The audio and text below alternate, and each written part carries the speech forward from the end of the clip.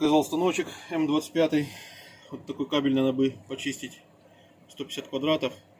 Диаметр 22 миллиметра. Ручную. Тяжеловато, двойная изоляция. Заказал станок, думаю попробовать. Под шуруповертом, смотрите.